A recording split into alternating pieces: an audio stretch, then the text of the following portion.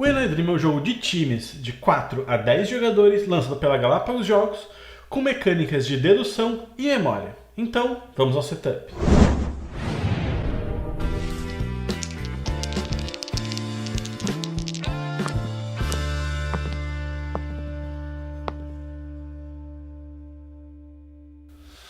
Coloque o tabuleiro no centro da mesa e posicione no encaixe específico o suporte de cartas.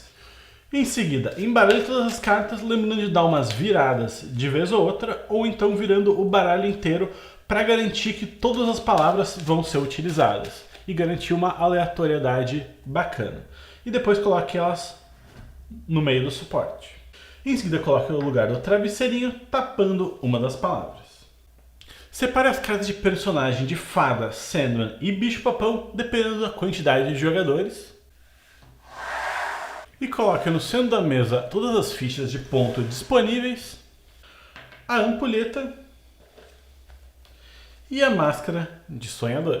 Feito o setup, os jogadores podem começar a partida. O Enadrim se passa em várias rodadas, que são igual ao número de jogadores presentes na mesa, com o objetivo de garantir a maior quantidade de pontos. Cada rodada, sempre o jogador inicial é selecionado aleatoriamente e ele vai embaralhar todas as cartas de personalidade e entregar uma para cada jogador. A carta que sobrar é colocada fechada no centro da mesa sem ninguém ver. Com isso, o jogador que é o sonhador da vez vai pegar a máscara e vai colocar ela posicionada. Com isso, a gente pode começar a rodada. A rodada é dividida em duas partes, a noite e o dia. Durante a noite, os jogadores vão tentar dar dicas para o jogador que é o sonhador da vez acertar ou errar, dependendo do time que ele estiver fazendo parte. Depois que o sonhador já tiver colocado a sua máscara, os jogadores vão descartar a carta do topo do baralho e virar a ampulheta. Agora, começando pelo jogador à esquerda do jogador que é o sonhador, ele começa a sempre dar uma dica para o jogador sobre essa carta.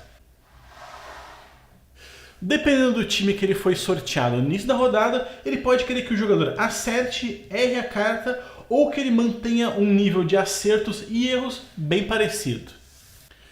Caso ele seja uma fada, ele sempre vai dar dicas tentando fazer com que o sonhador da vez acerte as cartas da rodada. Caso ele seja um bicho-papão, ele vai dar as dicas para fazer com que o jogador erre a carta da rodada. Mas, obviamente, ele não pode deixar muito óbvio que ele é o bicho-papão, porque senão o jogador da rodada vai simplesmente ignorar o que ele diz. Agora, o Sandman, ele quer que o jogador tenha as duas pilhas, tanto de acerto quanto de erro, equilibradas.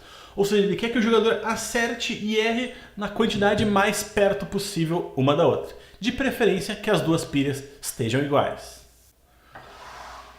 Como dica, o jogador da vez não pode dar uma palavra que seja da mesma família que a palavra da carta mostrada, no caso príncipe e princesa, ou então uma carta que tenha a pronúncia muito similar à carta que já está no topo. Ele também não pode falar a palavra que está para ser adivinhada em alguma outra língua. Caso o jogador dê uma dessas dicas ilegais, a carta é descartada e colocada na frente daquele jogador como se fosse uma penalidade de 1 ponto no final do jogo.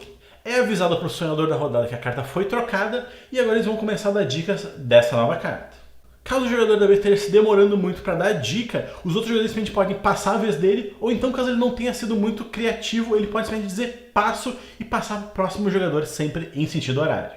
Então, depois de um jogador dar sua dica, passa para o próximo que vai sempre dando uma dica e assim vai seguindo em sentido horário até que o sonhador queira dar um palpite.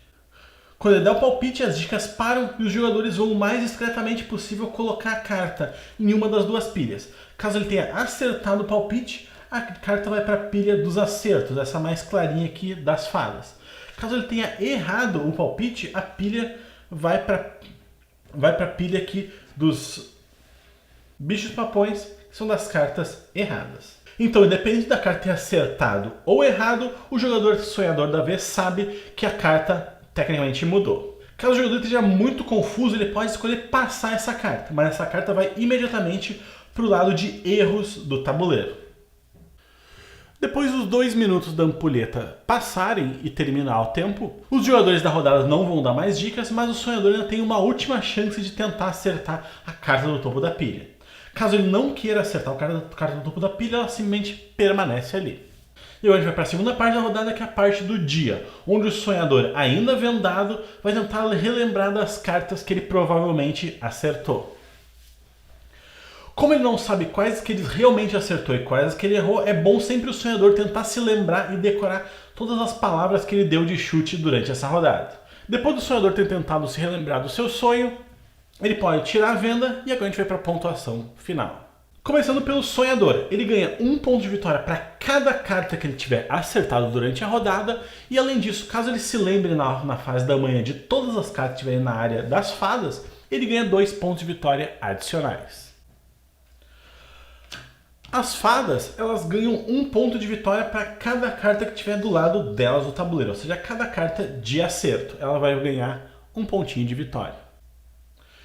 Enquanto isso, os jogadores que forem bicho-papão vão ganhar 1 ponto de vitória para cada carta que estiver do lado deles, que é o lado das cartas erradas do tabuleiro.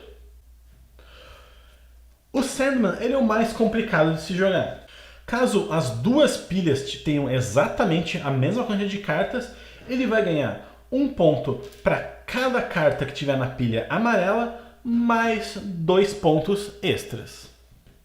Se tiver uma carta a mais de diferença entre um dos lados, ele ganha 1 ponto de vitória para cada carta do lado que tiver mais cartas.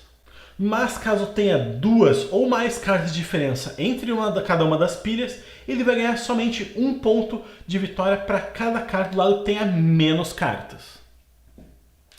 Ou seja, ele vai querer tentar deixar tudo do jeito mais equilibrado possível. Então a gente passa a massa para o jogador à esquerda, que vai se tornar o novo sonhador, assim como a ampulheta e as cartas de personagem atuais. O jogo segue em sentido horário, sempre com até que cada um dos jogadores da mesa tenha sido o sonhador uma vez. Com isso, se encerra o jogo. O vencedor é o jogador que tiver a maior quantidade de pontos. A pontuação final, cada ponto vale o seu ponto. Cada carta que tenha sido posicionada na sua frente vale 1 ponto negativo, e com isso o jogador que tiver a maior soma é declarado o vencedor. Em caso de empate, o jogador que tiver menos penalidades é que é declarado o vencedor. Em caso de empate, novamente, todo mundo divide a vitória dos que estiverem empatados com mais pontos. Então, essas aqui eram as regras do When I Dream. Espero que vocês tenham entendido tudo. Qualquer dúvida, deixe nos comentários que eu respondo o mais rápido possível. E era isso pelo vídeo de hoje. Espero que vocês tenham gostado. Caso vocês ainda não sejam inscritos no canal, se inscrevam, que isso ajuda bastante na divulgação desse vídeo. E caso vocês gostaram bastante dele, não esqueça de deixar o like aí e adicionar ele aos favoritos, que ajuda bastante também na divulgação. E se vocês forem de Porto Alegre região e quiserem testar tanto o When I Dream quanto uma grande variedade de jogos, passe aqui na X, link na descrição do vídeo. É isso pelo vídeo de hoje, até a próxima!